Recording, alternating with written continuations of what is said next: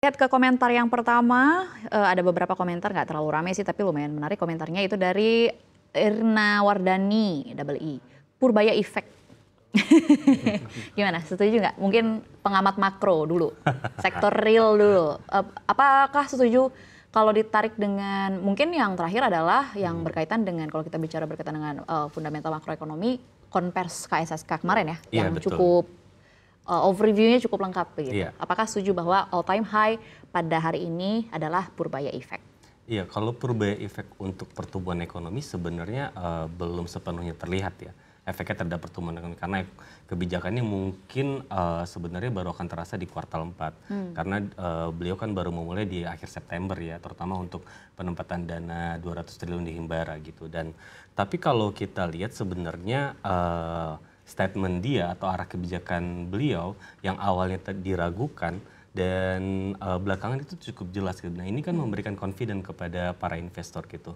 Kalau kita ingat beberapa waktu lalu tuh beliau sempat bilang kalau sebenarnya investor itu nggak perlu dimohon-mohon untuk masuk ke dalam negeri gitu. Cukup kita memberikan kepastian hukum dan kemudian arah pertumbuhan ekonomi yang jelas gitu. Kalau seandainya ekonomi kita tumbuh bagus, sekarang bisa 5% dan tahun depan bisa 6%, itu akan membuat investor untuk masuk ke dalam negeri. Karena dalam situasi sekarang gitu, negara mana yang bisa memberikan return yang sangat baik, aman, nah Indonesia mungkin menjadi pilihannya.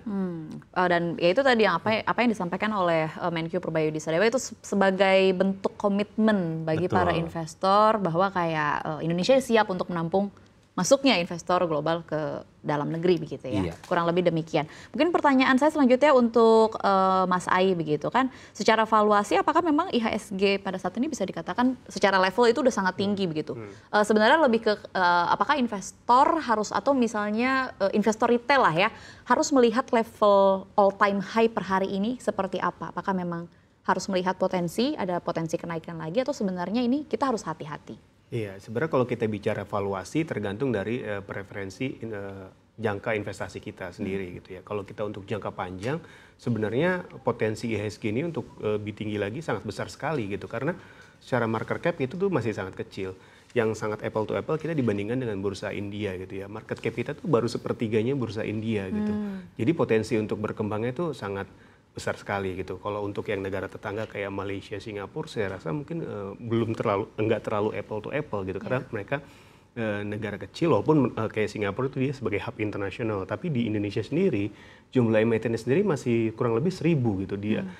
Sedangkan perusahaan-perusahaan yang ada di Indonesia tuh mungkin jumlahnya bisa ratusan ribu atau jutaan perusahaan gitu dan yang besar-besar masih banyak juga yang belum masuk ke pasar. Jadi potensi untuk ke depan lebih tinggi lagi juga sangat mungkin gitu. Bahkan kalau kita mengutip pernyataannya Pak Purbaya gitu ya, dalam 10 tahun ke depan bisa kenaikannya 6 kali lipat gitu ya ke 3.600 gitu kan. Ini juga 36.000 sorry 36.000. Jadi sebenarnya itu mungkin saja terjadi gitu. Apalagi kalau misalkan free float-nya itu diperbesar gitu. Makanya itu wacana yang mungkin juga didorong oleh regulator dan juga parlemen waktu itu ya, supaya apa? Supaya dana-dana besar terutama big investor dari luar itu bisa masuk karena sekarang ini permasalahannya adalah dana-dana besar itu mau masuk free float di kita tuh masih sangat kecil gitu. Jadi likuiditasnya juga nggak terlalu besar gitu. Makanya kenaikannya masih cenderung sedikit-sedikit. Tapi di tahun ini aja IHSG itu ternyata udah all time 13 kali ternyata sepanjang tahun 2025 ini ya. Jadi potensi untuk kedepannya saya rasa masih cukup tinggi. Gitu. Oke, baik. Ini saya mau coba tabrakan nggak tuh antara realitas di pasar saham dan juga di ekonomi real. Ini sebenarnya pertanyaan netizen dalam artian masyarakat secara luas. Kita bilang bahwa pertumbuhan ekonomi sangat potensial dan lain sebagainya. Pemerintah menjanjikan moneter, fiskal, makroekonomi, bla bla bla bla bla. Pasar keuangan atau pasar saham all time high dan lain-lain. Kapan masyarakat bisa merasakannya di sektor real? Iya, memang PR terbesar untuk pertumbuhan ekonomi kan cuma nggak sekedar tumbuh ya. Jadi memang harus ada pemerataan gitu. Dan memang kalau kita lihat beberapa tahun terakhir itu agak jomplang antara memang kelas menengah ke atas dan kelas menengah ke bawah gitu. Sangat diakui apalagi ketika pandemi COVID, ketika kelas menengah kita itu turun kelas gitu. Nah sekarang kita ada di level perbaikan gitu supaya kelas menengah yang tadinya turun itu bisa naik lagi dan kelas bawah juga bisa sampai ke kelas menengah gitu. Kesenjangannya diperkecil. Kesenjangannya diperkecil gitu. Karena mau tidak mau itu kan pasti akan berdampak ya untuk segala aspek sosial politik dan lainnya gitu. Nah, kenapa ini belum terasa di masyarakat, sebagian masyarakat gitu ya? Karena memang kalau kita lihat beberapa tahun terakhir itu kebanyakan investasi khususnya ya yang menciptakan lapangan kerja itu sangat minim gitu. Jadi kebanyakan tuh padat modal, sektor tambang dan sebagainya itu hanya kebanyakan kapital aja gitu, tidak menciptakan lapangan kerja. Makanya ketika investasi itu tumbuh, serapan tenaga kerjanya kecil gitu. Padahal kan sebenarnya untuk negara seperti Indonesia yang dibutuhkan investasi itu kan padat karya ya. Manufaktur, tekstil, garmen, alas kaki, IHT dan sebagainya gitu. Dan itu kan membuka lapangan kerja yang besar gitu. Kawasannya juga pasti akan tumbuh gitu. Banyak sekali orang-orang yang akan mendapatkan dampak positifnya. Makanya kalau sekarang apa sih bedanya sekarang tumbuh 5% sama mungkin 10-15 tahun lalu tumbuh 5% gitu. Benar. Nah itu perbedaan investasi itu adalah salah satu yang signifikan. Terus yang kedua memang arah kebijakan pemerintah itu juga harus lebih clear gitu. Jadi memang untuk kelas menengah ke bawah harus diberikan asupan yang mampu untuk mendorong income mereka. Jadi nggak cuma kita dipaksa untuk spending misalnya belanja, dengan diberikan bansos. diskon diskon untuk transportasi itu kan spending gitu kan, diberikan diskon untuk tol itu kan juga spending gitu. Nah gimana caranya untuk menaikkan income misalnya dengan pemberian magang nasional kemarin itu kan bagus banget gitu, orang-orang yang butuh pekerjaan dalam situasi sekarang yang cukup susah gitu dan mereka mendapatkan gaji gitu walaupun belum seperti yang diharapkan, tapi itu udah cukup mampu untuk meningkatkan daya beli mereka. Itu kan menyasar kelas menengah gitu. Kelas bawah tetap diberikan BLT, PKH dan sejenisnya supaya mereka tetap bisa bertahan gitu. Terus apalagi yang menemukan misalnya dengan program infrastruktur dasar yang diberikan ke desa-desa supaya mereka bisa bangun jalan, bangun jembatan, itu kan juga sangat membantu income mereka. Nah, dengan begitu maka keseluruhan masyarakat nantinya memang diharapkan bisa mendapatkan ini loh ternyata pertumbuhan ekonomi itu kita juga dapetin kuenya gitu. Benar. Sampai di titik masyarakat mengatakan bahwa kayak ternyata cari kerja sekarang gampang loh gitu. Di titik itulah kita bisa sepakat bahwa memang pertumbuhan ekonomi luar biasa, potensial, Indonesia secara makroekonomi kuat dan mencerminkan pasar saham juga. Pertanyaan saya selanjutnya, ini kalau kita bicara berkaitan dengan pasar saham kan perdebatannya selalu siapa yang berkuasa antara sektor berfundamental kuat sama saham konglo. Nah, ini kan juga lagi ada di fase yang cukup penting begitu ya. Kita kan berharap sebenarnya pasar saham kita mencerminkan kondisi makroekonomi kita. Yang sehat kan idealnya demikian gitu ya Mas Ai. Kalau sampai saat ini, kalau secara overview seperti apa sih dan apakah memang di tahun depan ada potensi bahwa saham-saham berfundamental kuat akan kembali mendominasi pasar? Iya, kalau kita lihat dari tracking beberapa waktu terakhir ya, beberapa minggu terakhir ini memang kalau kita sudah mulai ada shifting dari saham-saham konglo yang kemarin naiknya cukup tinggi gitu ya, ke saham-saham yang memang secara fundamental lebih bagus gitu, terutama sektor keuangan, spesifiknya lagi perbankan gitu. Itu kalau kita lihat memang dalam 1-2 minggu terakhir sektor perbankan kenaikannya cukup signifikan gitu, terutama bank-bank besar ya gitu ya, bank-bank himbara itu kembali lagi dikoleksi oleh investor-investor besar, terutama investor asing, karena mereka melihat secara fundamental ekonomi ternyata Indonesia relatif lebih stabil dan mungkin di tahun depan juga optimisme untuk pertumbuhan ekonomi menjadi lebih baik. Karena kenapa? Bank ini juga jadi satu cerminan ya. Betul. Di ESG. Ketika ekonominya membaik, bank ini yang biasanya pertama kali sektornya akan naik kencang gitu. Jadi makanya dari sekarang tuh sudah mulai akumulasi investor baik lokal maupun asing tuh sudah mulai masuk gitu. Kalau kita lihat sudah mulai bangkit kembali setelah kemarin di pertengahan tahun banyak turun terlalu dalam ya gitu ya. Jadi harusnya sih masih optimis ke depan akan jauh lebih baik. Oke, kita lihat ya ke komentar selanjutnya. Karena komentar yang selanjutnya ini pas untuk pertanyaan saya, masih untuk Mas Ai juga sih sebenarnya. Kita lihat komentarnya adalah dari netizen @amarilido11. Boleh dimunculkan komentarnya? Asing keluar masuk untuk memenangkan pasar agar orang tetap percaya sistem keuangan. Nah ini sebenarnya pertanyaannya, kalau kita ngikutin pemberitaan CNBC, kemudian data juga kayak asing ini cukup reaktif begitu keluar masuk. Kalau keluar rame, kalau masuk rame begitu. Sebenarnya pertanyaan saya adalah seberapa besar sih kekuatan pasar kita berdiri di kaki sendiri di Indonesia? Apakah memang kita sehatnya atau idealnya ini itu memang disetir oleh investor asingkah atau sebenarnya yang bagus itu adalah ya investor dalam negeri yang berkuasa di pasar saham kita? Ya, nah ini menariknya di IHSG ya, pasar saham sekarang ini justru 63%, sekitar 65% itu dikuasai oleh domestik, terutama retail investor gitu, ditopang oleh mereka gitu. Sudah mulai ada shifting dari beberapa tahun terakhir dari sebelumnya adalah asing yang untuk mendominasi gitu. Jadi sebenarnya kalau ini trennya sudah bagus, jadi investor retailnya sudah semakin kuat. Tapi apabila nanti asingnya kembali masuk, tentu IHSG akan kenaikannya lebih kencang lagi gitu. Karena memang kalau kita lihat ya dalam beberapa hari terakhir aja asing sudah mencatatkan net buy itu sekitar 1,3 triliun gitu. Jadi itu juga suatu indikator bahwasannya asing juga kembali melihat Indonesia sebagai pasar yang menarik gitu.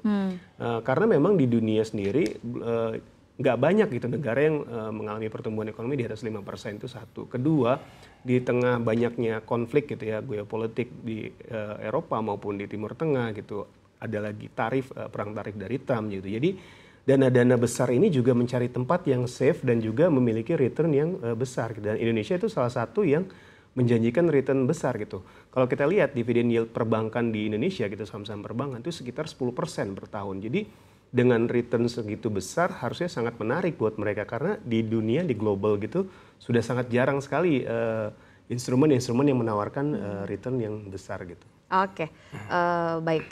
Lalu pertanyaan saya selanjutnya kembali ke makro. Kalau kita bicara berkaitan dengan kekuatan makroekonomi Indonesia, kan saat ini kan sebenarnya global juga dibilang baik-baik aja juga enggak, dibilang chaos-chaos amat juga enggak. Tapi ada tekanan, ada potensi tekanan juga begitu. Terutama kalau kita perhatikan dengan agenda-agenda pertemuan baik multilateral, baik bilateral ini cukup kita harus perhatikan begitu kan pergerakannya seperti apa. Kalau dari makro sendiri, kalau dari redaksi sendiri melihat tekanan dari global, kira-kira apakah memang makroekonomi kita sudah cukup kuat untuk menerima tekanannya? Iya, kalau dari ketidakpastian global kan memang selalu ada ya setiap tahunnya gitu, dan itu menjadi narasi yang selalu disuarakan oleh banyak pihak gitu. Dan kalau sebenarnya sih semenjak Trump jabat ya. tapi 10 tahun lalu, 15 tahun itu kayaknya narasi setiap tahun yang selalu disebutkan gitu. Jadi untuk memikirkan ketidakpastian global itu rasanya kita jadi kehabisan waktu gitu. Memang lebih baik pemerintah itu lebih fokus pada domestik aja gitu.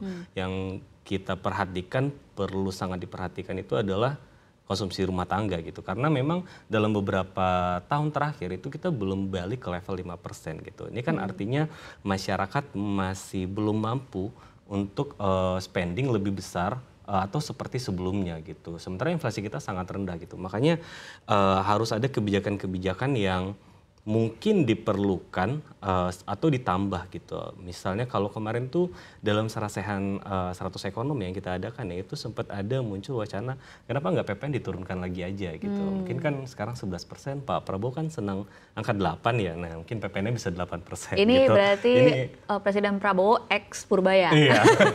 Ya Jadi kan itu angka cantiknya lah begitu. Wow, itu, kabar baik untuk masyarakat Indonesia kalau memang benar akhirnya. Kalau memang benar akhirnya, karena itu kan menjangkau semua masyarakat kalau PPN gitu kan, sehingga daya beli masyarakat bisa naik. Walaupun mungkin Pak Purbaya mungkin harus lebih jeli lagi untuk menghitung APBN ya, karena setiap 1% penurunan itu ya pemerintah akan kehilangan sekitar 70 triliun gitu. Tapi itu bisa menjadi kajian lah gitu supaya daya beli masyarakat itu bisa naik. Nah kalau konsumsi ini kan domestik itu hampir 50%, lebih dari 50% dari porsi PDB gitu. Jadi saya kalau kita perdalam ini, perkuat ini, pasti tekanan-tekanan yang timbul dari global itu bisa teredam dengan sendirinya. Oke. Kalau kemarin, ini intermezzo aja sih, kemarin saya scroll sosial media ada satu meme yang mengatakan bahwa betapa makroekonomi dan pasar keuangan kita dipengaruhi oleh pria-pria berinisial P. Oh begitu, baik. Pak Prabowo Subianto, Pak Purbaya, satu lagi adalah Bapak Prayogo Pangestu. Jokes aja sebenarnya. Nah ini pertanyaan saya yang harus saya tanyakan kalau lagi dialog sama Mas Ai begitu ya, berkaitan dengan pasar. Kira-kira di tengah potensi yang ada, dia bilang tantangan juga sebenarnya enggak sih, karena kayaknya kuartal 4 ini diselimuti oleh optimistis. Terima kasih kepada Purbaya Effect begitu ya. Kira-kira sektor mana atau emiten-emiten apa yang dalam tanda kutip berpotensi cuan. Menarik nih rekomendasi saham. Rekomendasi saham. Meskipun nanti saya tetap disclaimer, tetap. Iya, kalau sektor sih mungkin perbankan masih akan menarik karena kemarin turunnya udah cukup dalam gitu dan kenaikan yang terjadi dalam beberapa minggu terakhir belum terlalu signifikan dibanding penurunannya kemarin gitu. Apalagi kalau misalkan pertumbuhan ekonomi tahun depan benar 6% ya. Amin. Itu perbankan mungkin bisa kenaikannya bisa 10-20% gitu dari pasar saham gitu kan. Jadi sebenarnya yang pertama kali ketika ekonomi membaik itu pasti sektor perbankan. Yang kedua baru nanti mungkin diikuti consumer dan lain sebagainya gitu. Jadi tapi kalau saya nggak mau menunjuk sahamnya emitennya ya. Jadi untuk sektornya mungkin perbankan dan consumer Meskipun perbankan laporan iya, kalau yang semester pertama memang laporannya kurang bagus ya. Tapi saya rasa mungkin di akhir tahun ini akan sedikit membaik lah. Di tahun depan mungkin akan lebih baik lagi. ada potensi bahwa sektor keuangan akan kembali ke mungkin level di akhir tahun 2024 kali ya. Ya, bisa jadi. Harapannya demikian gitu. Targetnya kan 9.000 USG kan kalau kata Pak Menkyu kan. Deg-degan deh. R 2025. Jadi masih ada spread kurang lebih berapa persen tuh? Mungkin sekitar 5% lagi. Jadi masih ada potensi untuk. Ini karena sangat amat jadi deal breaker untuk judul-judul berita CNBC Indonesia gitu ya di bulan Desember. Kira-kira gimana? Karena Pak Purbaya cukup optimistis begitu. Ya itu tadi dua kan berarti di level 9.000 IHSG dan di pertumbuhan ekonomi 5,5% untuk kuartal 4. Itu luar biasa begitu. Tapi ya kita lihat saja ya seperti apa. Kita kan pasti harapannya juga target-target ini tercapai karena ya itu balik lagi gimana caranya memajukan ekonomi Indonesia secara keseluruhan dan juga meningkatkan kualitas hidup masyarakat.